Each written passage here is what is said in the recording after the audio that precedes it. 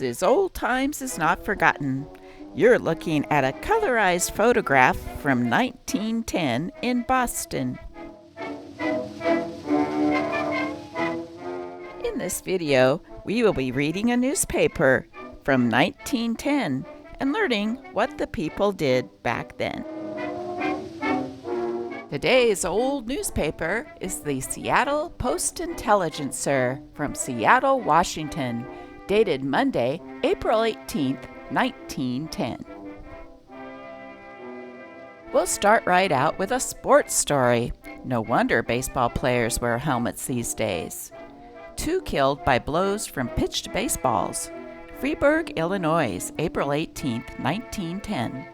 William Schmidt, 28 years old, first baseman for the local baseball team, was almost instantly killed by a pitched ball during a game with St. Louis team yesterday. He was struck over the heart while batting and fell dead after taking a few steps toward first base. Killed by a ball in the temple. Troy, New York, April 18, 1910. John F. Burns of this city, a member of the freshman class of the Rensselaer Polytechnic Institute, died yesterday from a blow on the temple by a pitched ball at a baseball game Saturday.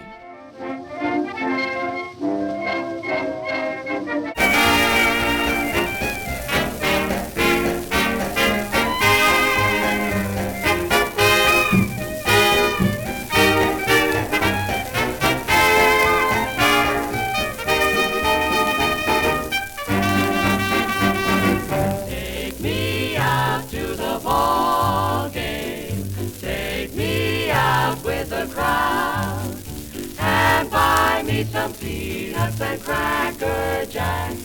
I don't care if I never get back. And then I'll root for the home team. If they don't win, it's a shame.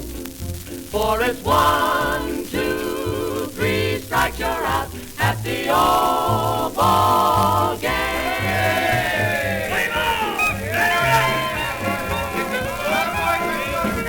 Give him a curveball.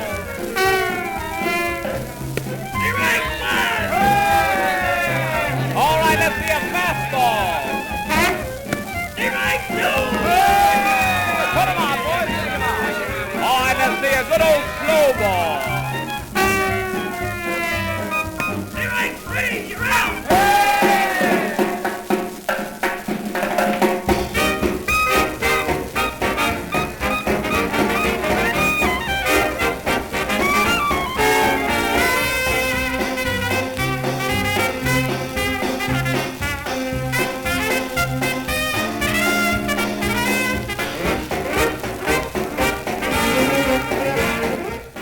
Let's see what's playing at the theaters on April 18, 1910.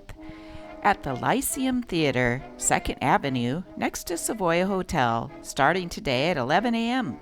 First offering here of the wonderful moving pictures of Roosevelt in Africa and other superb features. Admission 10 cents. No coupons of any theater accepted. Come unforgettable motion pictures of his later life. A month after leaving office, Teddy was on the high seas, bound for Africa and the big game that stalks the dark continent. He spent 10 months among the natives on a dangerous jungle safari. Returning home, he found Europe drifting toward World War I. When America entered, he hurried to the White House to pledge his support to President Wilson in the critical days that lay ahead. Americans everywhere across the country joined in exciting, spontaneous tributes to the Stars and Stripes. The former president, tirelessly calling the nation to arms, toured the country. At giant Liberty Loan rallies, he pleaded for every American support and was joined by the immortal French actress Sarah Bernhardt, fiery and vigorous at 72. When the old old soldier, shown here visiting the famous Rainbow Division in training, wanted to do more. He volunteered to raise a division of his own and serve as its commander in Europe. The offer, however, could not be accepted. He received his setback graciously, continuing to tour American camps, stirring the troops that turned out by the hundreds of thousands to hear his voice.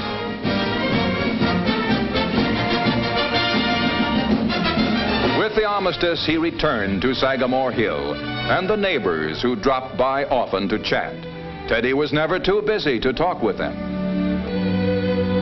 From one of those talks, now being re-recorded from an old phonograph cylinder, you will hear the only record of Theodore Roosevelt's voice believed in existence. The soundtrack is at left, an actual photograph of his voice. Listen. I wish to see you boys as good citizens in the same way I'd expect any one of you to act in a football game. In other words, don't flinch, don't foul, and hit the line hard. For a quarter of a century, Teddy Roosevelt and Sagamore Hill symbolized a vigorous, bustling nation. Today, the house and the empty porch, with their many memories, are a national shrine, a place of pilgrimage for Americans who cherish the concepts of truth, justice, and courage to which Theodore Roosevelt offered a lifetime of devotion. In the sitting room, it seems only yesterday that tea was being served by the gracious Edith Kermit Roosevelt. The nursery, like all nurseries, remains cluttered with the toys of the late president's 4 sons and 2 daughters. There are teddy bears, of course, for the toy was named after the popular Teddy with his official blessings. To the dining room downstairs came leaders of state during the 7 years that Sagamore Hill served as America's summer White House. The silk bedspread was a gift from the Empress of China. And here is Teddy's shaving stand with brush and mug. The trophy room, his favorite room, the mounting board for the trophies of hunting expeditions and mementos of his strenuous life. Theodore Roosevelt, one of the most versatile men ever to become president, surveys the fruits of a lifetime of rich adventure and the amazing assortment of gifts showered on him by admirers the world over. Here, too, draped over the axle of his plane, is the flag from the grave of his youngest son, Quentin, killed in France in 1918. The Rough Riders ensign recalls the daring exploits of Colonel Teddy, a beloved figure. His many trophies attest to his matchless marksmanship as a big game hunter. Off the trophy room is the library, stocked with the books Teddy read unceasingly or wrote himself, and where he worked while at Sagamore Hill. Tirelessly he toiled at this desk until death in 1919 stilled his fighting spirit. But the rich legacy he left America lives on, the inspiring story of a frail, sickly youngster who made himself strong by determined effort and who dedicated his every energy to his country. On a stone nearby, his creed: keep your eyes on the stars and keep your feet on the ground.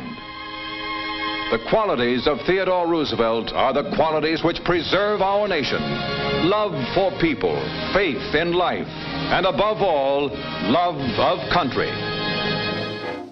Hen Mothers Kittens.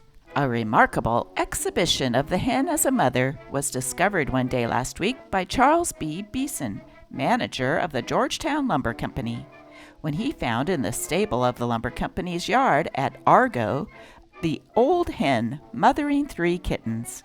The hen had been trying to set for some time, but having no eggs to hatch, attempted to usurp the functions of the stray cat. The cat resented the intrusion, but was routed. Finding it impossible to dislodge her feathered rival, the cat decided to compromise and now shares the nest with the hen. In the 1910s, opium was the drug of choice. Scotch noted smuggler, El Paso, April 17, 1910. George Olin, alias Snake Pool, who was caught with 700 cans of opium, was convicted of smuggling in a federal court late yesterday. Pool, age 28, is said to have Confederates at every port on the border and with one of the most adroit and successful smugglers of Chinese and opium in the country. He had headquarters here at Los Angeles and San Francisco. Men who beat their wives. Whether the whipping post is the right remedy for wife beating is more or less an open problem.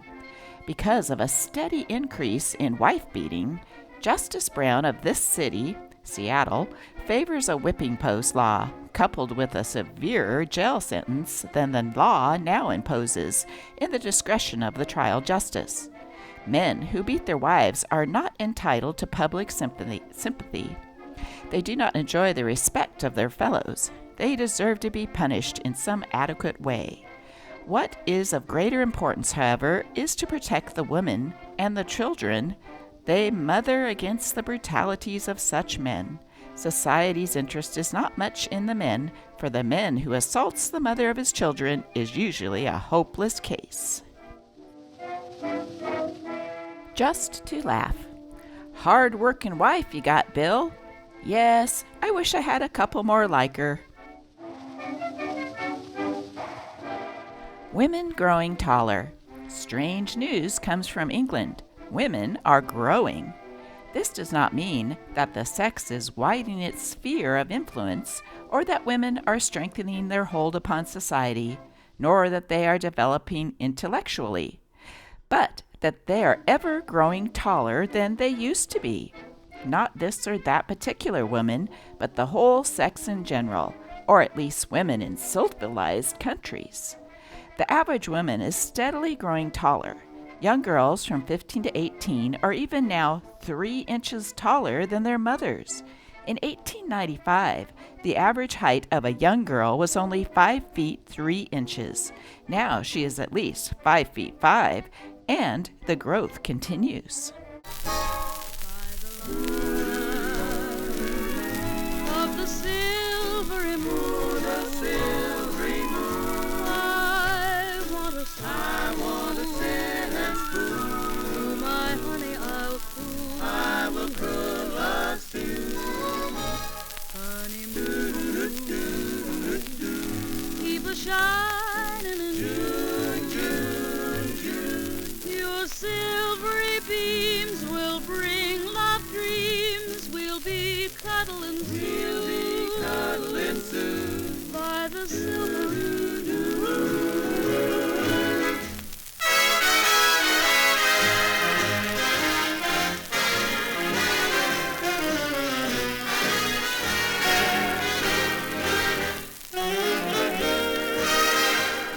Pay-as-you-enter cars coming soon. The cars of the pay-as-you-enter type will be placed in service by the Seattle Electric Company within 2 weeks. 2 of the cars are now practically completed, and the other of the 2 dozen undergoing change for this service will follow these promptly.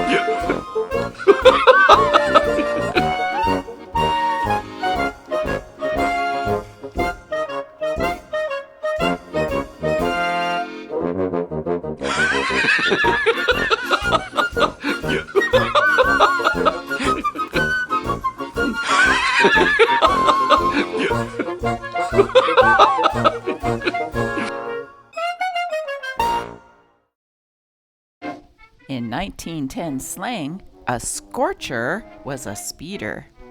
Auto was sworn by County Sheriff, Vancouver, Washington, April 16, 1910. So numerous have the auto scorchers become on 11th Street, which passes by the county courthouse, that Sheriff Sappington has issued a warning that he will have one and all arrested. He will have a deputy stationed on the street at night to catch those who may be scorching then. 11th Street was recently paved and extends from Main Street to the Union Depot, nearly a mile of asphalt in a straight line, and it has already become a favorite speeding place for autoists. Mayor Kiggins has also issued an order that he will have all autoists arrested who break the speed limit, and several arrests have already been made and fines imposed.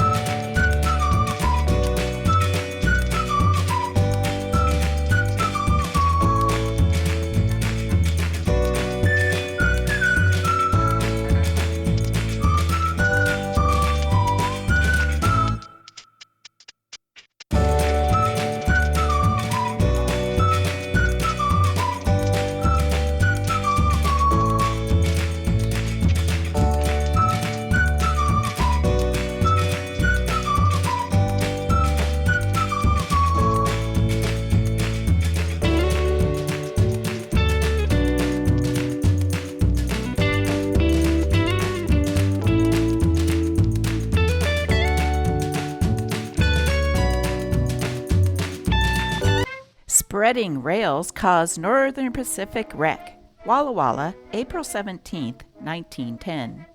According to the advices received here tonight, Northern Pacific train number 7, westbound from Spokane, was wrecked 5 miles west of Ritzville near Marshall Junction about 2 o'clock this morning, probably by spreading rails. No one was injured, but the train was badly damaged. The wreckage is not yet cleared, but the trains are running around it on a siding.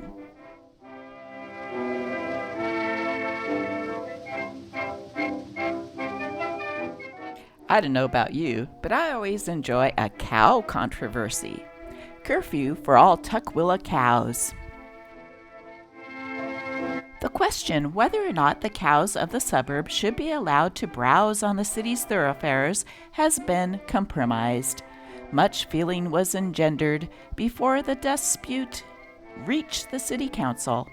On one side was Robert Heath, who owns no cows and who wanted them kept off the grass-carpeted streets.